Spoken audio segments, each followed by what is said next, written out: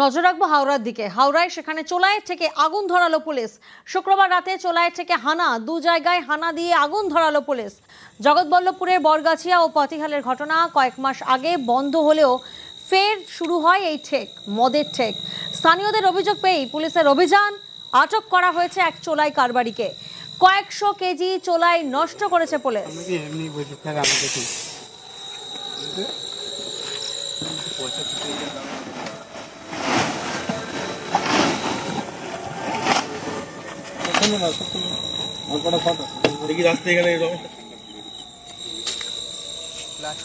SIR আতঙ্কে ভুগছে এমন ভাবে বীরভূমের ইলামবাজারের একটি গ্রামের মানুষ ব্যাংক থেকে সব টাকাই তুলে নিয়েছেন।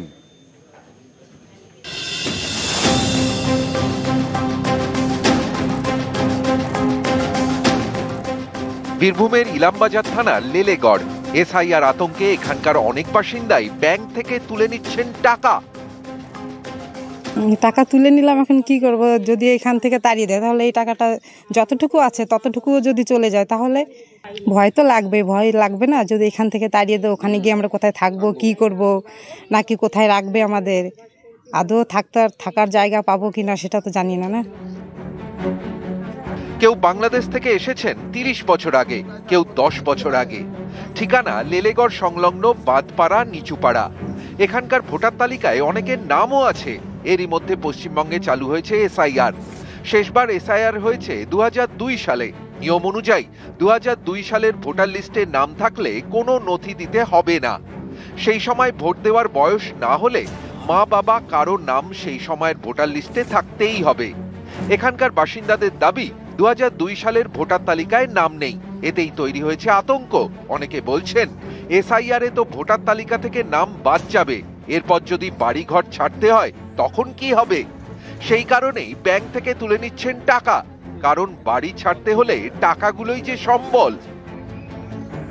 খুব চিন্তায় আছি, আতঙ্কের মধ্যেই আছি। টাকা তুললেন কেন? টাকা তুলবো, এখন খাবো কিনা? তো টাকা যদি শেষ করে যায় তখন আমরা কোথায় বাঁচবো, কি করে খাবো? যদি অন্য কোথাও পাঠিয়ে দেন?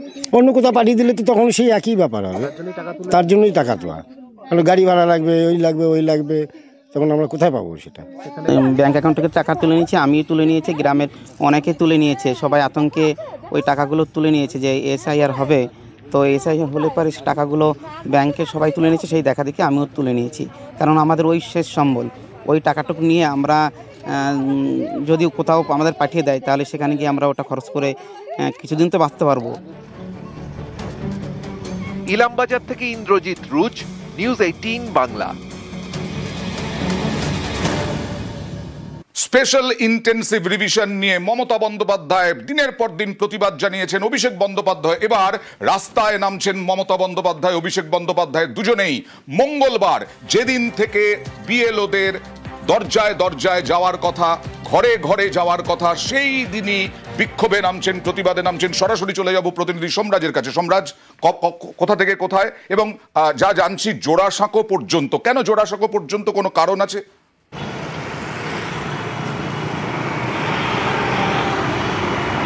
দেখো, এখনো পর্যন্ত তৃণমূল কংগ্রেসের শীর্ষ নেতৃত্ব যে কর্মসূচি চূড়ান্ত করেছে তা হচ্ছে BR আম্বেদকর মূর্তি থেকে জোড়াসাঁকো ঠাকুরবাড়ি পর্যন্ত এই মিছিল যাবে। যে মিছিলে থাকবেন মমতা বন্দ্যোপাধ্যায়, অভিষেক বন্দ্যোপাধ্যায়। এসআইআর ইস্যুকে সামনে রেখে এই মিছিল, যে মিছিলে অবশ্যই থাকবে এনআরসি ইস্যুও।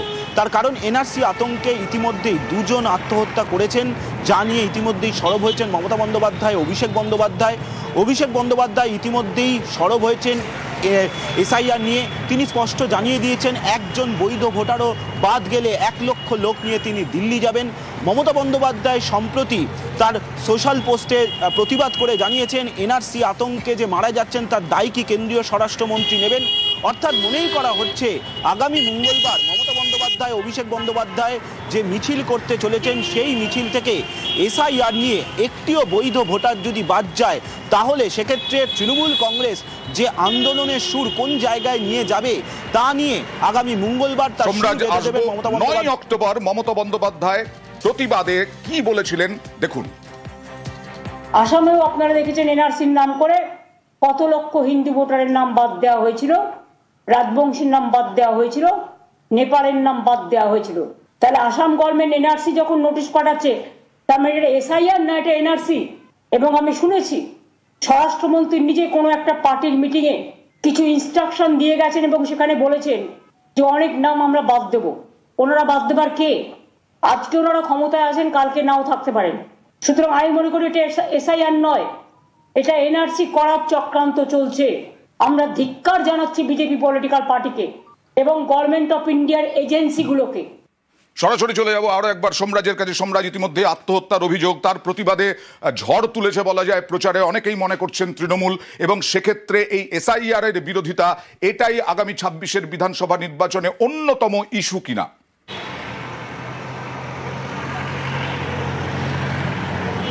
দেখো, একদমই 2026-এর বিধানসভা নির্বাচনে এসআইআর এর ক্ষেত্রে যদি একটিও বৈধ ভোটার বাদ যায়, তাহলে যে তৃণমূল যে আন্দোলনের সুর একদম চরম পর্যায়ে নিয়ে যাবে তাতে কোনো সন্দেহ নেই। এবং সেই ইস্যুকে সামনে রেখে 2026-এর বিধানসভা নির্বাচনে তৃণমূল কংগ্রেস লড়াই করবে, তাতেও কোনো সন্দেহ নেই। পাশাপাশি মমতা বন্দ্যোপাধ্যায় থেকে শুরু করে অভিষেক বন্দ্যোপাধ্যায় বারবারই কিন্তু একটা বিষয় স্পষ্ট করেছেন তারা, যে এসআইআর হলো এনআরসির প্রথম পর্যায়। আর তাই এই দুটি ইস্যুকে সামনে রেখেই মঙ্গলবার শহরের রাজপথে নামতে চলেছেন মমতা বন্দ্যোপাধ্যায়, অভিষেক বন্দ্যোপাধ্যায়। তৃণমূল কংগ্রেস শীর্ষ নেতৃত্ব সূত্রে যেটা জানা যাচ্ছে, এই মিছিল বি.আর. আম্বেদকর মূর্তির সামনে থেকে শুরু হয়ে রেড রোড ধরে রাজভবনের দক্ষিণ গেটের পাশ দিয়ে ডেকাস লেন ধরে কেসি দাসের সামনে দিয়ে সেন্ট্রাল এভিনিউ ধরে সরাসরি জোড়াসাঁকো ঠাকুরবাড়ি পৌঁছাবে। ইতিমধ্যে সেই মিছিলের রুটও চূড়ান্ত করেছে তৃণমূল কংগ্রেসের শীর্ষ নেতৃত্ব। এবং তোমাকে জানিয়ে রাখি, দুটি জায়গাতেই মঞ্চ থাকছে, অর্থাৎ একটি মঞ্চ থাকবে বি.আর. আম্বেদকর মূর্তির সামনে রেড রোডে, আরেকটি মঞ্চ থাকবে জোড়াসাঁকো ঠাকুরবাড়িতে। দুই মঞ্চ থেকেই মমতা বন্দ্যোপাধ্যায় এবং অভিষেক বন্দ্যোপাধ্যায় এসআইআর এবং এনআরসি ইস্যুকে সামনে রেখে আন্দোলনের সুর তুলবেন, তাতে কোনো সন্দেহ নেই। মঙ্গলবার গরম হতে চলেছে রাজ্য রাজনীতি, বোঝাই যাচ্ছে। 28শে অক্টোবর অভিষেক বন্দ্যোপাধ্যায় কি হুঁশিয়ারি দিয়েছিলেন দেখুন। এদের উদ্দেশ্য লক্ষ্য একটাই, বাংলাকে অপমান করা, বাঙালিকে বাংলাদেশি বলে আখ্যায়িত করা, বাংলা ভাষাকে ব্যঙ্গ বিদ্রুপ করা। এবং যেহেতু 2021-এ লেজে গোবরে হয়ে হেরেছে, 2024-এ 18 থেকে 12 হয়েছে, তাই বাংলার মানুষের থেকে তার মৌলিক অধিকার ছিনিয়ে নেওয়া আমরা হতে দেবো না। একটা বৈধ ভোটারের যদি নাম বাদ যায়, বাংলা থেকে 1 লক্ষ লোক গিয়ে ইলেকশন কমিশনের অফিস ঘেরাও করবে। ক্ষমতা থাকলে অমিত শাহ দিল্লি পুলিশ আটকে দেখাক। স্পেশাল ইন্টেনসিভ রিভিশনের জন্য প্রামাণ্য হিসেবে বা বেস হিসেবে ধরা হচ্ছে 2002 সালের ভোটার লিস্ট। তো সেই 2002 সালের ভোটার লিস্ট দেখলে বসিরহাটের একটি বুথে দেখা যাচ্ছে ক্রমিক অনুযায়ী মেলাতে একটা সময় ফাঁকা, প্রায় 34টা নাম্বার নেই, তারপরে আবার নাম আছে, মানে মাঝখানের এই 34টা নাম গায়েব। এই 34 জনের এবার কি হবে? এই 34 জন কারা? এদেরকে চিহ্নিত করে এদেরকে বাদ দেওয়াই বা হলো কেন? কে বাদ দিল? কিভাবে বাদ দেওয়া যায়? এইসব প্রশ্নের উত্তর খোঁজার চেষ্টা করবো। অনুপম সরাসরি আমার সঙ্গে বসিরহাট থেকে রয়েছেন। অনুপম, দেখো অতনু, এই যে বসিরহাট 1 নম্বর ব্লকের যে বিরামনগর এলাকা, এই বিরামনগর এলাকায় 34 জন মানুষ যাদের ভোটার তালিকা থেকে নাম বাদ চলে গেছে। 2002 সালে তাদের ভোটার তালিকায় নাম ছিল, তার আগেও তারা ভোট দিয়েছে, তারপরেও তারা ভোট দিয়েছে। ভোটার আই কার্ড রয়েছে, কেউ 15 বছর, কেউ 30 বছর, কেউ 33 বছর, 33 বার পর্যন্ত তারা ভোট দিয়েছে। কিন্তু তারপরে হঠাৎই তাদের নাম তালিকা থেকে বাদ চলে গেছে। একদম এমন ভাবে উড়া হয়ে গেছে যে 859 নাম্বার থেকে 892 নাম্বার। এই 34 জন, 34টা উদাও নেই। এবার এই যে 34 জনের মাথায় হাত, তারা রীতিমতো দুশ্চিন্তাগ্রস্ত। তার কারণ এসআইআরে এই 2002 সালের যে ভোটার লিস্ট সেটাই গ্রহণযোগ্য, এবং সেই লিস্টের থেকেই তাদের নাম বাদ গেছে। কেন বাদ গেল, কি করে বাদ গেল, কাদের কোনো এর ভেতরে কোনো অসৎ উদ্দেশ্যে এইসব নামগুলো বাদ ছিল কিনা, এইসব বাদ গেছে, একবার তাদের কথা শোনা যায়। অনুপম, কতজনের নাম বাদ গেছে? 34 জন। আর আপনার জন্ম থেকে এখানে? হ্যাঁ, এখানে। কতবার ভোট দিয়েছেন? 33 বার ভোট দিয়েছি। আর বয়স হচ্ছে 74। 2002 সালে নাম নেই। তাহলে নাম চাইছেন? নাম আমাদের 34 জনের নাম বাদ গিয়েছে। কত বছর ধরে ভোট দিচ্ছিলাম? 15 বছর। আমরা চাইছি যে নামটা উঠুক। রিয়াজুল গাজী আবেদন করেছে, বিডিও অফিসে গিয়েছে, এখন ওয়েবসাইটে নামটা যেন ওঠে, এটা চাইছি। আপনার আতঙ্কের মধ্যে তো রয়েছে? হ্যাঁ, টেনশনে আছি। নির্বাচন কমিশন বিরামনগর গ্রামের যে তালিকা ওয়েবসাইটে দিয়েছে সেই তালিকার সঙ্গে আমাদের সংরক্ষিত 2002 সালের যে ভোটার তালিকা আছে তার সঙ্গে 34 জনের ফারাক হয়ে যাচ্ছে। এখানে আমাদের আশঙ্কা এরা কারচুপি করেছে। আতঙ্ক তো অবশ্যই। শুধুমাত্র এই বসিরহাটে নয়, এক এক জায়গা থেকে এক এক রকম অভিযোগ আসছে। কোনো জায়গা থেকে অভিযোগ আসছে একটা বুথের সব ভোটারের নামই হাওয়া। আবার কেউ অভিযোগ করছেন তিনি 2002 সালে ভোট দিয়েছিলেন কিন্তু ভোটার লিস্টেই তার নাম নেই।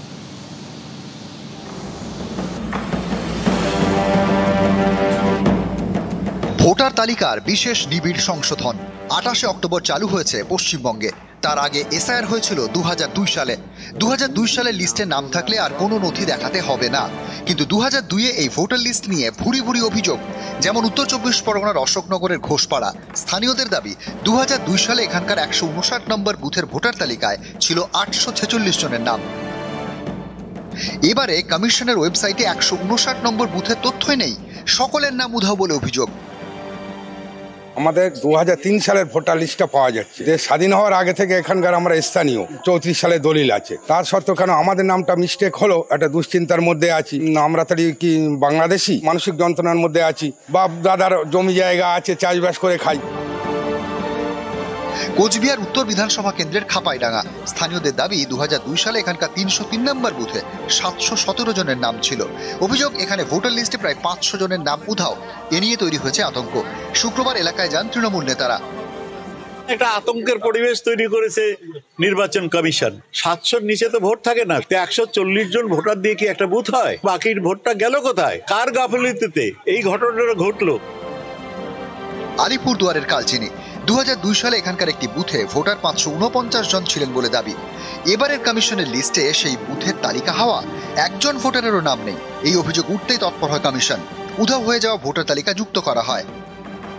2002-এর ওই সময়ের মানে 2227 পার্টের মানে পুরো বুথটার নামটা মানে হাফিজ হয়ে গেছিল। এখন ওই লিস্টটা পাওয়া গেছে? হ্যাঁ, লিস্টটা পাওয়া গেছে। ওখানে নাম আছে? এখন সবারই নাম আছে। এখন ভালোভাবে আমি কাজ করতে পারবো। নিউজ 18 বাংলা।